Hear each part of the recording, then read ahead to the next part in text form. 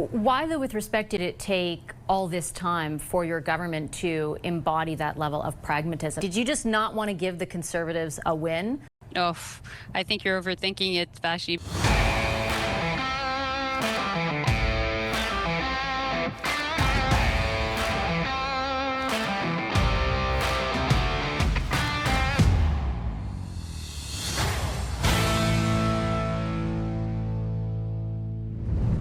That brings us to the conversation with Melanie Joly. Now, Melanie Joly, she used to be Minister of Foreign Affairs. Now she's Minister of Innovation, Science, and whatever the rest of the long $10 word title that Mark Carney has given her. She basically took Francois Philippe Champagne's job in the old Parliament. And Vashi Kapellos, in her first chat with her in this session, didn't hold back.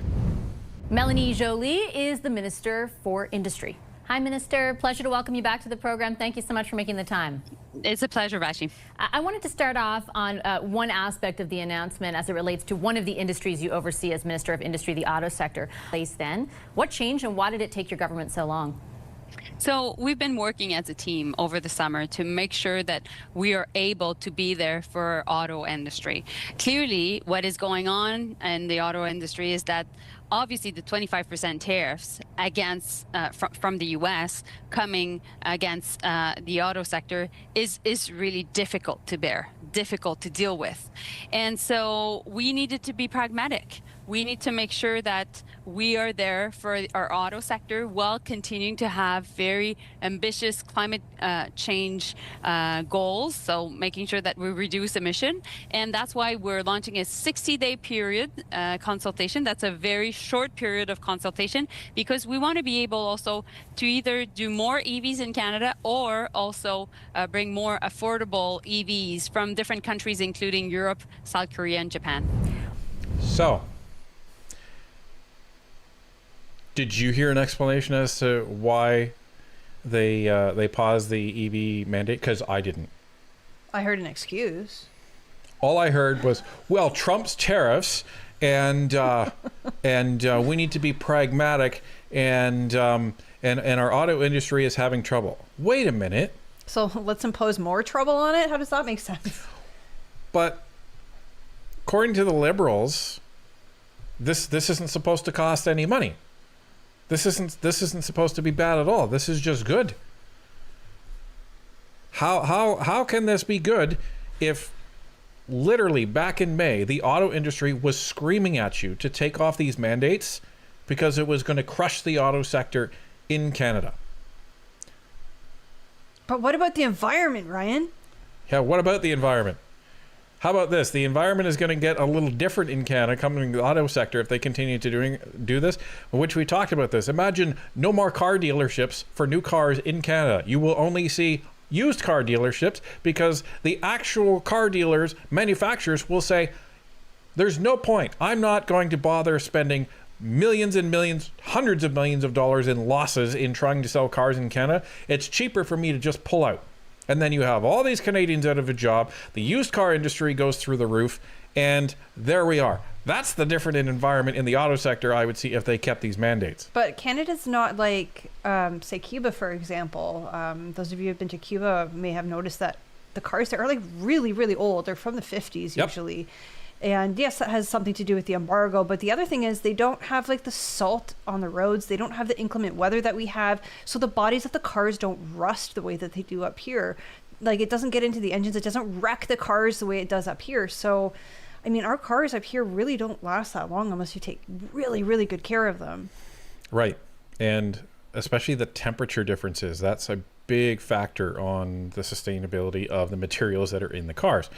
So, yeah, I didn't hear any real reason whatsoever. I just heard a lot of words. Why, though, with respect, did it take all this time for your government to embody that level of pragmatism? Those tariffs came into effect back in April. At the end of May 26th, I believe, 5 of the biggest automakers in Canada urged the Prime Minister to scrap the mandate because at that very moment they conveyed to him it was, quote, inflicting serious damage across the country. Did you just not want to give the Conservatives a win to the disadvantage of the auto sector you oversee? Yes, that's the reason. It's a good question. That's the reason. That's all I have to say. That's the reason. Oh, I think you're overthinking it, Vashi, because when you look at it, at the end of Q4 of last year, 19% of new cars being sold in Canada were EVs, and then eventually it dropped to 8%, including because Canada decided to let go its subsidies, and now we're looking at bringing them back. So based on that, we just needed to act, and the budget is coming, and we'll be able to make decisions in the context of the budget, and that's up to the Minister of Finance to take his decisions. But meanwhile, the sector is really affected. And forget the conservative rhetoric that it's all about EVs. No, it's about tariffs. It's about the fact that the US is putting tariffs on our auto sector, and that's affecting jobs in Cambridge, in Alliston, in Brampton, in Windsor. And so we're not dealing with ideology, we're dealing with a real reality, and we're acting now. Yeah, with respect, I would push back on the idea that I'm overthinking it. I'm presenting what the Conservatives have been saying for a long time, and you responded. But it's what I said to you initially was what the auto sector had conveyed at the end of May, which is that they were in a crisis at this moment, that the mandate that you had in place was inflicting serious damage. Like, that's a direct quote from a letter that they sent and that they conveyed to the Prime Minister. Why do you need another 60 days to decide whether to get rid of this thing when you know how it's impacting the sector? That look on her face, worth 1,000 words. Did I make that face out loud? I think the face was kind of like this. Emotional damage. Whoops. Need an oh snap meme, because that's what that is. This is the thing, right? So, auto sector writes a letter to Carney back in May saying, dude, get rid of this crap because you're going to destroy the new car auto industry in Canada if you don't. And so Carney comes out after his vacation. And Vashi, that's the reason. Why didn't the Liberals do this earlier? Because they were busy. They were busy. They're always so busy. They were busy on the barbecue circuit. And busy, you know, on a plane, taking taxpayer money and setting it on fire, right, Mark Holland? Setting it on fire, jetting all over the world, making fake announcements that don't mean anything. And they're trying to say, look at all the stuff that we're doing. Be impressed with me. These are my wins. By the way, this is right after I just capitulated to Donald Trump. So that's what happened. And they were all on vacation, so they were super busy, right? Getting their tan and like eating barbecue and all of this stuff. Meanwhile, the biggest crisis of our lifetimes, but we don't need to be working. No, we don't need to be in Parliament during the summer. I mean, if Pierre Poilievre had won and the Conservatives formed government, then they would have been working in Parliament all summer, or at least a very good portion of the summer. He said that at one of the rallies that we were at. Well, and Carney, like, what are you doing? Because there's a lot of things that need addressing in Canada. And Carney even basically tried to criticize Trudeau's government during the election campaign when that was going on, despite the fact that he was advising Justin Trudeau since, 2020. But, he won't talk about that. This is the issue. So what do you have to say, Joly? Well, first, we paused the EV mandates for the summer, for this year, for 2026. And also, Quebec and BC have done so as well. And so we want to work with them. We want to harmonize also our approach. And the Minister of the Environment is working on this. Meanwhile, I'm here to talk to you about also what we're doing for the sectors that are much more affected in light of the fact that the trade disruptions will continue. The U.S. has decided that tariffs would be there in the long run. They've imposed the highest tariffs since the Great Depression. And so there's not only disruptions on the trade front, but I must say there's a real rupture with the free trade world that we were living in until recently. Your boss isn't going to be happy with you, Joly. This is supposed to be the best deal in the world. You're not supposed to say the other part out loud. This is the highest tariffs the U.S. has imposed since the Great Depression. That's a no-no. That's a no. You should have your hand slapped and your poutine taken away. Seriously, that was a big oops by Joly there, because in trying to combat the truth, which is what Vashi was throwing at her, she's trying to then say, well, the trade is so bad, and that's why we had to do it. But if it's trade is so bad, then why aren't you working on it? Why isn't Mr. LeBlanc doing anything? Why is Carney telling everybody, don't worry about it, we have the best deal in the world? This is the problem. When you're constantly spinning and you're constantly lying, this is what happens. Yeah, you get caught in it. If you're spinning this web of lies, eventually you're going to get stuck in it. Now, at this point, we are ready to make an announcement. So because the Liberals are on the back foot here, and they were forced to suspend the EV mandate, and they're doing this review for 60 days. Ladies and gentlemen, this is 30 days of opportunity. And what do I mean by that? Well, I mean this. Ladies and gentlemen, we have put together a new parliamentary petition, E6790, and it is just about ready to go. It is not live yet, but it is sponsored by our Member of Parliament, Ned Curick, MP of Hamilton East Stony Creek, and this petition is designed to essentially push this over the finish line and kill the EV mandate. So we need to really work together across the country on this. This is completely non-partisan, and I'll just read it because this is what the arguments are. Whereas Canada's federal electric vehicle availability standard compels at least 60% of new sales by 2030 and 100% by 2035 to be zero-emission vehicles.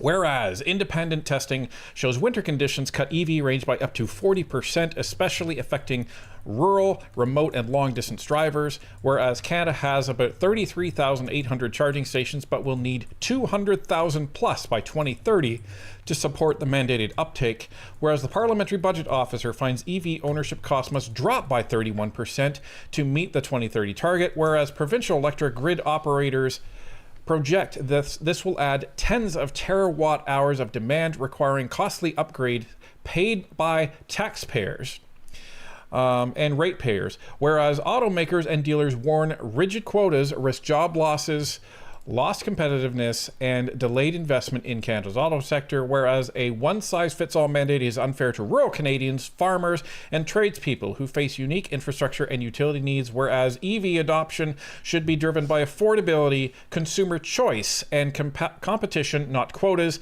And whereas Ottawa suspended the 2026 EV quota, a clear admission that the mandate is economically harmful, technologically premature, and disconnected from the realities facing workers, consumers, and industry.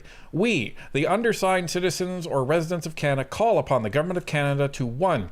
Repeal the federal zero EV sales availability mandate. 2. Tie any future EV targets to independent grid charging and supply chain readiness assessments. 3. Ensure consumer choice and affordability, including accommodations of rural, remote use, and work vehicles. 4. Adopt policies that improve EV affordability and competitiveness, ensuring consumer choice rather than government-imposed quotas. And 5. Guarantee that future vehicle policies do not depend on taxpayer-funded subsidies or bailouts. Ladies and gentlemen, that is the zero EV petition mandate demand. So hopefully this is going to be available tomorrow afternoon or sometime Tuesday. I don't know. It depends how fast they can translate it. So what happens is Ned is going to confirm the petition. We've already spoken to him, and he said that he absolutely will do that for us. So we need to wait for him to physically get into the computer and do it, and then it goes for translation. So I think in the past our petitions have taken usually 24 to 48 hours to translate, but I don't know if it might be a little longer just because they're gearing up for Parliament right now, and the clerk of petitions may be busy. either way, it will be available within the next couple of days, we suspect. And once it is, please watch for it on our socials. We will be providing the link to the petition to sign, and we will be reminding you, please sign and share. So this needs to be set on fire across all social media, folks. There's zero partisanship in here. Basically, to sum this up, it's, do you want to actually have choice as to what vehicle you want to buy? Yeah. Should we be respecting the lifestyles and the environment that rural Canadians and farmers and tradespeople actually partake in across this country? Yeah. Should we be using taxpayer money to try to influence who buys what product in this country? No. And should we be killing this mandate? Yes. Should we be killing EVs? No, because that would go against consumer choice. Again, we want more freedoms, more choice in this country, not less. For example, I have a hybrid. I love it. It works for me because I do most of my shopping, most of my errands, most of my appointments, pretty much everything within the city. So I can go almost everywhere on just the battery. But when Ryan was working in Mississauga, for example, an electric vehicle would not work for him. So again, Canadians need to be able to make that choice for themselves. Do I want a gas-powered car, a diesel-powered car? Do I want a truck? Do I want a hybrid? Do I want an EV? That should be up to the consumer, not the government telling us what we must and must not do.